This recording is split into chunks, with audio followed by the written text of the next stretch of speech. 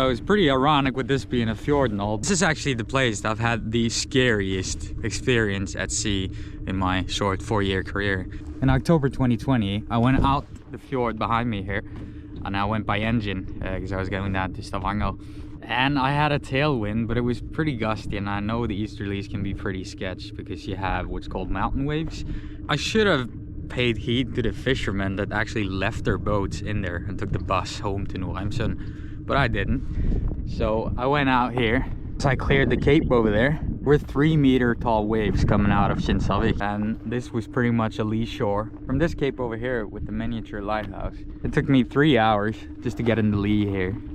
The closest weather station showed 45 meters a second, the maximum gust. That's what, 90 knots or something. That was really stupid.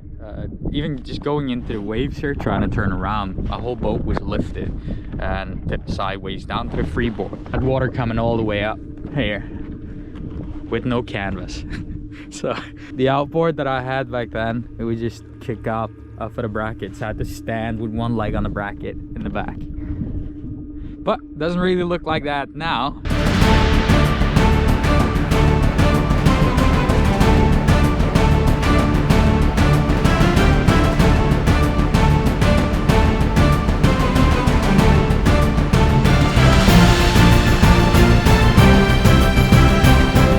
Started noticing that I was losing speed, even at half throttle. I was just doing a knot and a half.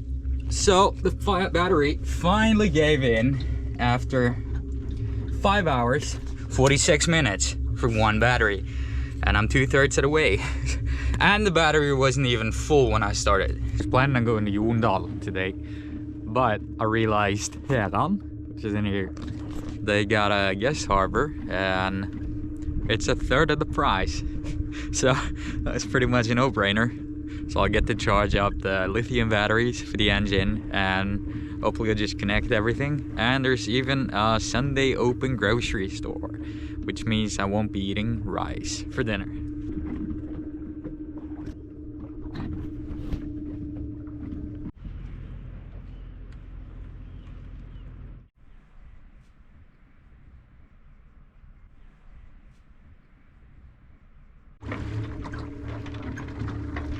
So as you can see in my previous video, I had to leave Herand to go to Norheimsund to pick up the screws that I need for the battery connections.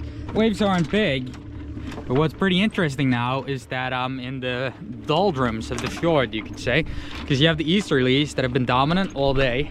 There you got some southwesterlies coming from the coast into the fjord.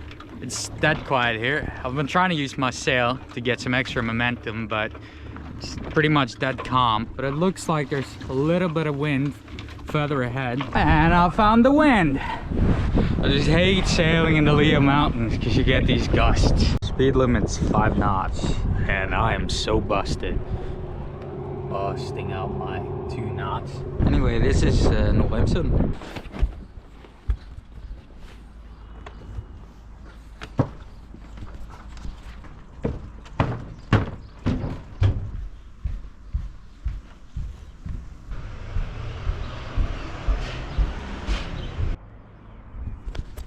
So I spent one night in Norheimsund, tied up to an island right outside town. Technically in a river. This is one of the pros of having a really small boat. My keel is nearly touching the bottom, but this little dock is made for kayaks and dinghies. So I threw my anchor out there, and I also tied up on shore just to pull the boat slightly away. It says on the internet there's a lean-to here, which is good because I gotta fix the electronics. Hi. It was a nesting goose over there, so I'm gonna stay off of the island, leave them alone. There's probably more of them. There's a lot of birds here. I didn't see any signs saying it's a bird sanctuary, but it doesn't matter. I'll leave them alone.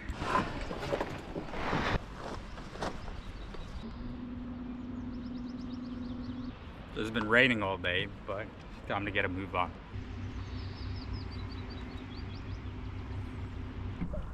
Yep, I need a bigger jib. Bought a new one a couple of weeks ago, and it's been made in Thailand as I speak.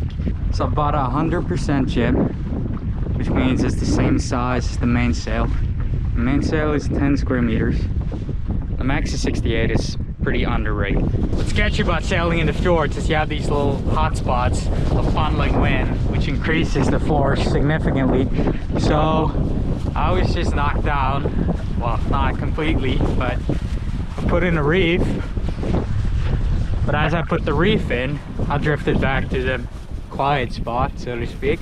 So it's getting pretty difficult crossing that little cape there. Now it's time to see how the engine handled 10 knots of wind. I'm not very optimistic. And now it's pretty quiet again. But there's another rain shower coming, which means the wind will increase. But so far so good. This is Jondal. What's pretty cool about Jondal is that if you go far enough into the valley, there's a ski resort on a glacier that's only open in the summer. So if you want to go skiing in the northern hemisphere in the summer, this is your spot.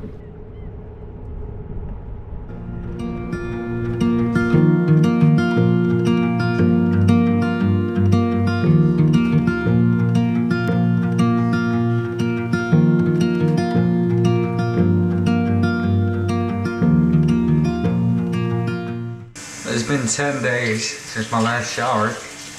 Really nice to get all that fiberglass out.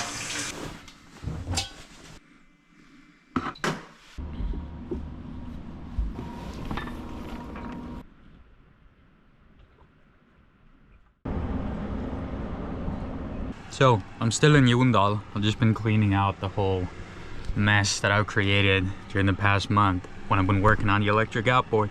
So I've cleaned everything up, gotten rid of the fiberglass, and right now I'm just airing my mattresses. Now I'm going to Bergen to pick up my brother, and we'll just go sailing around, cruise, check out the islands, do some hiking.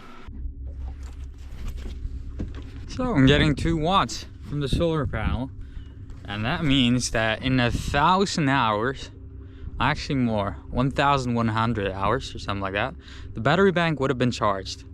Unfortunately, I'm running at 300 something watts from the engine. I just left Jondal. So the mountains there, still some snow on the peak. And I'm heading for Varaldsøy. So there's a nice, really sheltered anchorage there where you don't even have to wait for the anchor to set. It's getting pretty dark outside, so I've just started cooking my food because it'll take me 2.5 hours to get to the anchorage because I'm slogging along at 1.9 knots. But I did make a discovery. In my last video, I showed a warning sticker saying that you can't charge the engine while it's connected. That was because of the voltage, I think, and now I'm paying attention to the voltage. So it's only risen by 0.05, which isn't a lot. So now I'm using this inverter to charge it, and that's given me an additional 10 amps.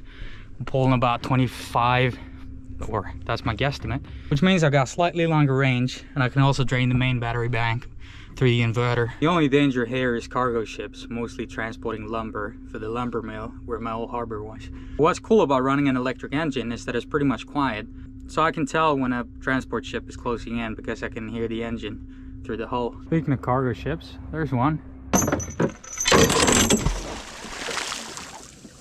Well, that sure took a while. It's 1:15, middle of the night.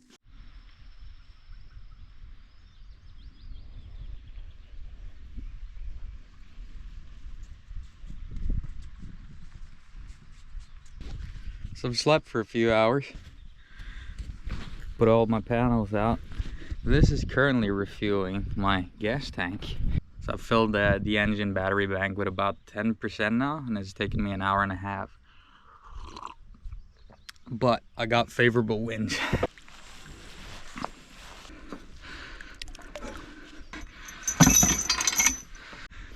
You can actually drift into the power lines over there.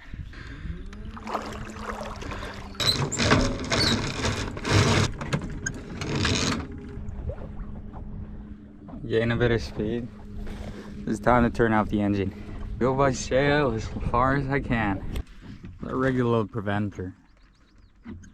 Sail is still flogging though. I'm doing 1.5 knots, charging the solar panels, charging the main battery bank. And it's pretty slow, but honestly, I don't care.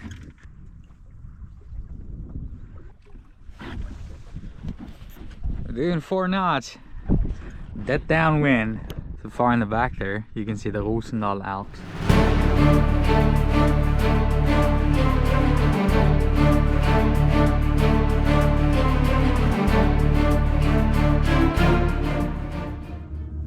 Getting a good current from the tide because all the fjords here, which is the Hardangerfjord, they're draining simultaneously. I'm getting at least a knot right here. I'm barely using any power. It's been a really nice day.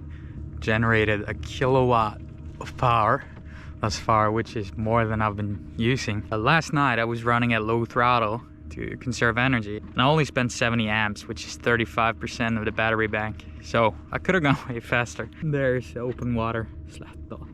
I'm not going there yet. Oh, my seagull left me. It was pretty optimistic to begin with, thinking I'd catch fish, but you realize I don't have a clue as to what I'm doing. I could be wrong, but it looks like they just dropped the lifeboat and someone's taking it away over there. That's weird. That's where you go if you want to get salmon. But I was actually told by a guy that works in one of those fish farms that it's pretty difficult to catch fish.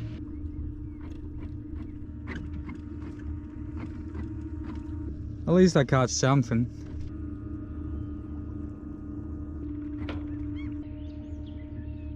Current's really strong.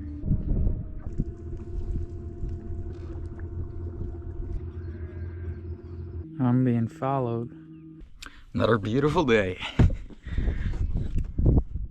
I tied up to a tree over there, and I got an anchor thrown out here. I just gotta figure out a way with pulleys to pull the boat out when I'm ashore, because I really need to stretch my legs. It's been, 5 days.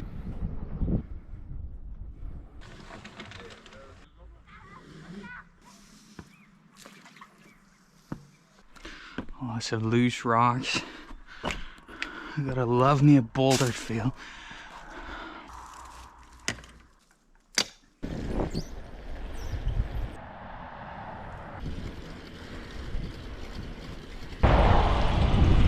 Went to Våg, yeah, but all the shops are closed because it's Sunday, so I didn't have any breakfast because I was gonna buy some ice cream, but now I'm pretty hungry. I'm just picking edible plants.